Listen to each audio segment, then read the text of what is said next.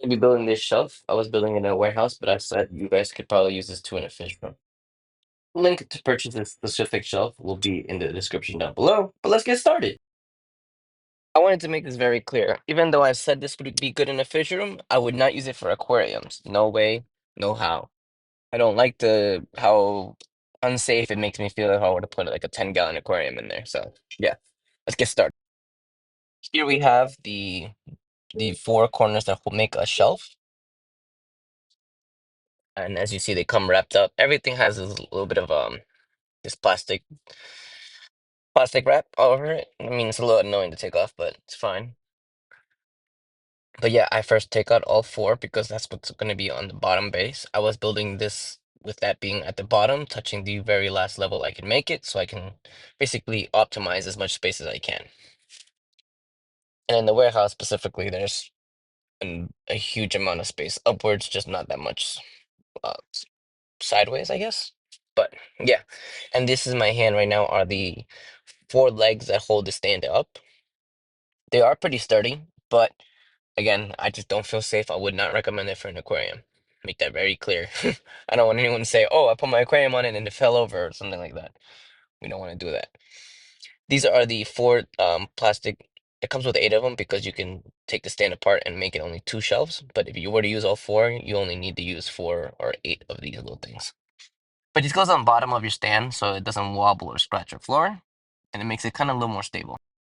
Now you don't want to make the same mistake I did. You want to make sure that the holes are facing upwards. The big end of the hole of the stand is facing up, and the smaller, narrower part is facing downwards. As you can see, that's where I'm placing the foot peg plastic thingy on it. You want to make sure it's on nice and firm, otherwise it'll make it a little wobbly. But yeah, you want to put them on all four of them.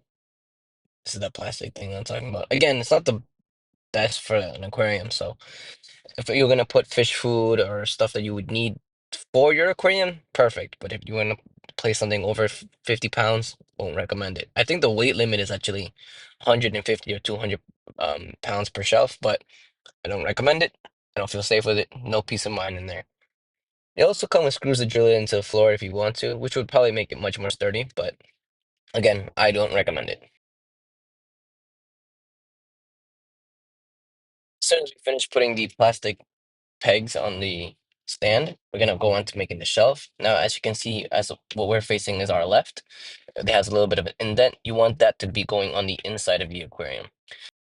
I started to speed it up because, to be honest, it's kind of self-explanatory, but you do want to start with the bottom ones because it actually helps hold up the shelf. So the closer you can get to the bottom, the more sturdy it'll be. As you can see, if I did the bottom two corners, it holds the stand up by itself.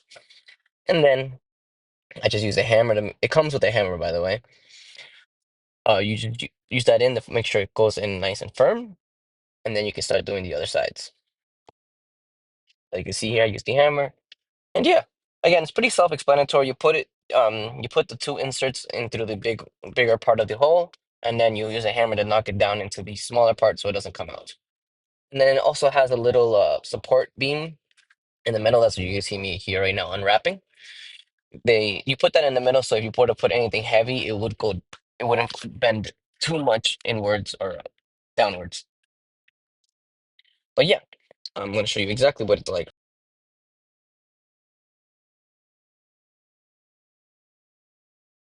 So this is the support beam I was talking about. It just falls into place there.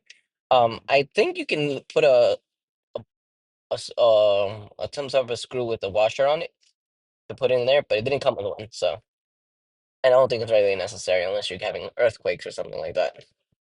And then you also want to put in the shelf, the wood part of the shelf, in before you do the next one, because if you put on the second shelf without doing that, it becomes a little more uncomfortable to actually insert the wooden panel.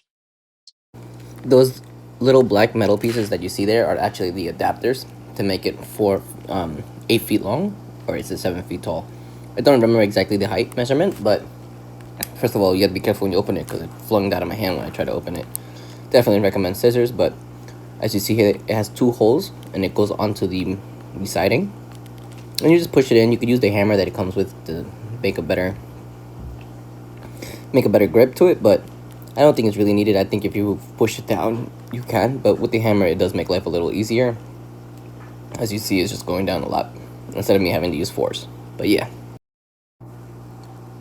After you put those 4 pieces in, then you can actually put on the other 4 pieces of siding. Again, you want to make sure that the bigger holes are on the top, and as it gets narrower, that's facing the bottom. And again, you just insert it in there, and now you have these 2 pieces together. Nice and easy. Those weren't as difficult as the other ones, but I made the mistake of actually putting it upside down. And on the top, you can put more of those plastic things if you want, but that's just me adding up another shelf, as you see. Again, you want to make sure you reinforce it with the hammer and push it into where it's supposed to belong, because if not, then the shelf will not have as much sturdiness.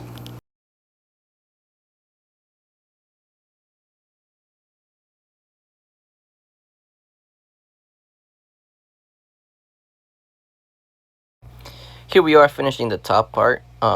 As you can see, I put in all 4 corners, all 4 side braces, and now I'm adding on the plastic that goes on the top. I think that's mainly for decoration and for you not to hurt your hand. Honestly, I would take it out because it does take up that little corner spot, and if you were to put something in like a right angle to fit in there, that will stop you from putting it. But yeah, and here's the finished product. Again, I like it. It looks very clean, very elegant, but again, I would not use it for an aquarium because I just don't trust the sturdiness. Thanks for watching. Don't forget to like, comment, and subscribe, and hopefully I see you in the next video.